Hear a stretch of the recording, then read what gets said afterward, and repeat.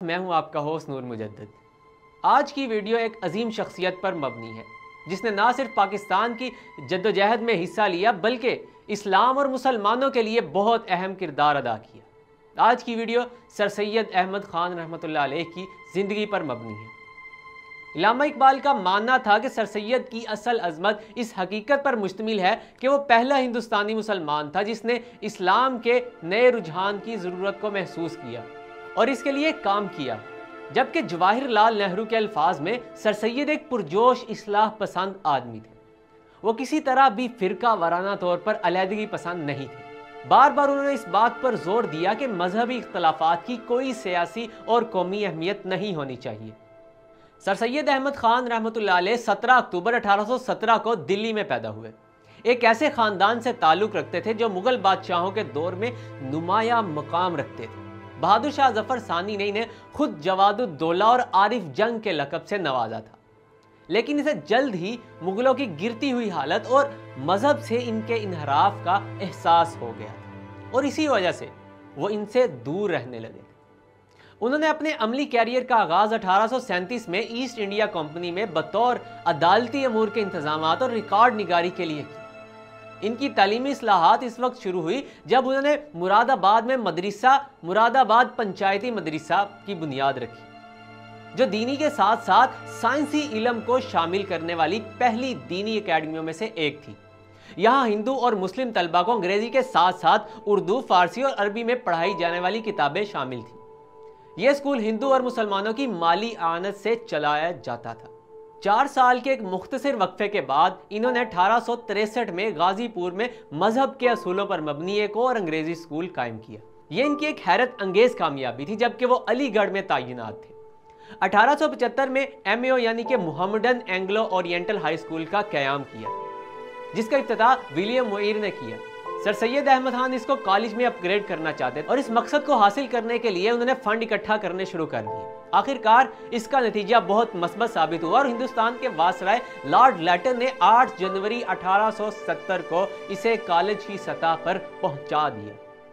سر سید کا کہنا تھا کہ جدید تعلیم کے ساتھ ساتھ دینی تعلیم بھی بہت ضروری ہے۔ سر سید نے طلبہ کی حوصلہ افزائی کی اور انہیں کہا کہ فرقہ وارانہ معاملات سے گریز کریں۔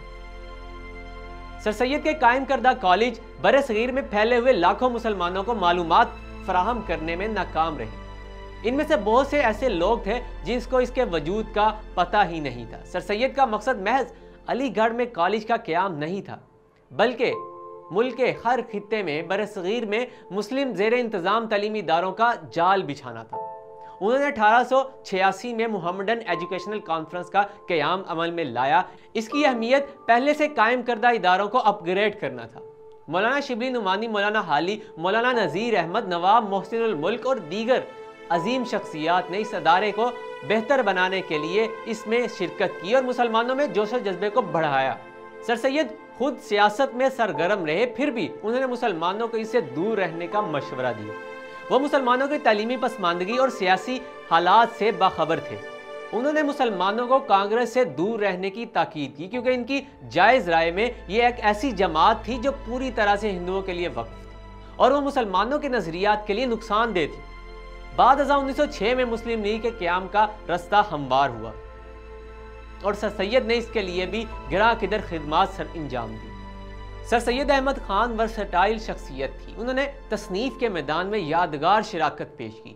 23 سال کی عمر میں انہوں نے اپنے کیریئر کا آغاز بطور مصنف مذہبی عبارتیں لکھتے ہوئے کیا۔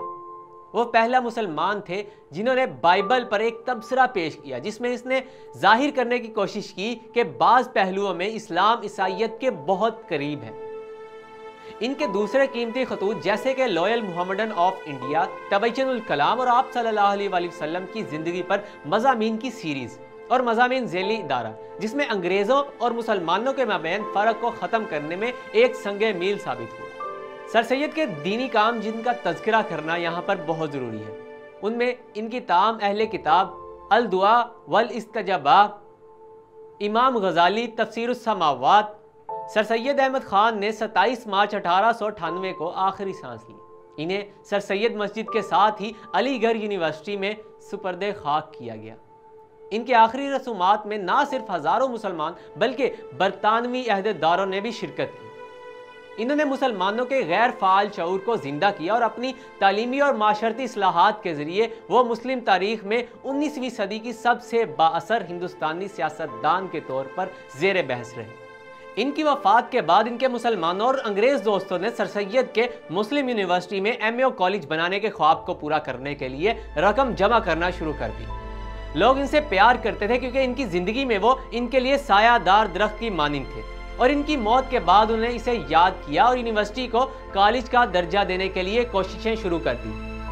یہ ان سے ان کی محبت کا اظہار تھا جو بالآخر 1920 میں قیام عمل میں آیا۔ ناظرین، یہ تھی ہماری آج کی ویڈیو۔ امید کرتے ہیں آپ کو پسند آئے گی۔ مزید ایسی انفارمیٹیو ویڈیوز دیکھنے کے لیے دیکھتے رہیے ٹی وی اور مجھے دیجیے اجازت۔ اللہ حافظ۔